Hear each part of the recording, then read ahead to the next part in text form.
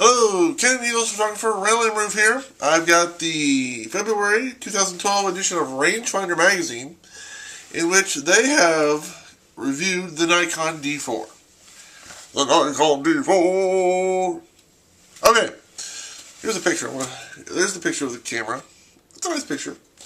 Now, as you can see, I've highlighted some interesting points about the new Nikon D4. Okay, first of all, 16.1 megapixels, full 16.1 megapixel, full size CMOS sensor. So that's good. It's not as good as the Canon EOS 1DX is going to be, and it's definitely not as good as the 5D Mark II or the EOS 1DS Mark III. That's not bad. It's not a Canon. It's a Nikon. We're not expecting as much. Okay. It has a second toggle switch on the back. That's an improvement right here. ISO, here we go. ISO 50 to 2004-800. Wow, that's impressive. Considering my current Canon digital Reflex T goes up to 1600. 1600 to, is my highest mine will go. This goes up to 204,800. Wow, that's very impressive, especially for Nikon. Okay. 91,000 pixel 3D matrix metering system, 51-point autofocus system, which includes 15 cross-type points with 8 points that work with lens speed of f8 and below. So that's not too bad. It employs the new XQD card technology. Video out via the HDMI port.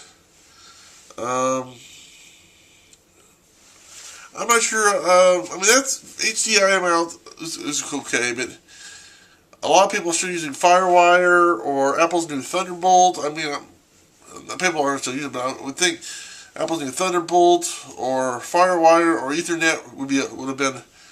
I know the Canon's coming out with the new 1DX is coming out with Ethernet, so Ethernet seems to be the way a lot of people are going because it's faster and everything. But either way, I would have had FireWire or Ethernet. It does have it does go on to say, though, it has an RJ45 Ethernet port, so that's good. I guess I should go with that. Wi-Fi, though, still requires an external add-on transmitter. So in other words, you have to buy a little transmitter to do wireless. Or if you want to geotag your photos with a GPS. Now, see, I don't, especially GPS, and I mean, I can understand why maybe the Wi-Fi, you might want to change it every time, get a better one or something like that.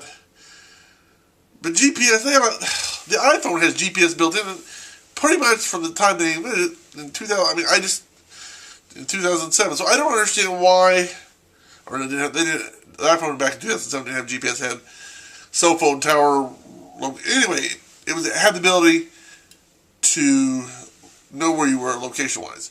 I don't understand why neither Nikon or Canon is implementing this technology without an extra. I mean, they ought to be able to put that in there and be done with it.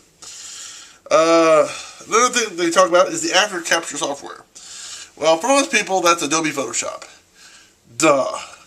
However, if you don't have Adobe Photoshop, which I currently don't, I've done the previous videos about that, but I'm planning to get when I get some money. A lot of cameras come with software. Well, most cameras come with software. But what they were talking about in that magazine article is that it's not really up to date, and they're wanting third-party people to be able to come in there and do stuff.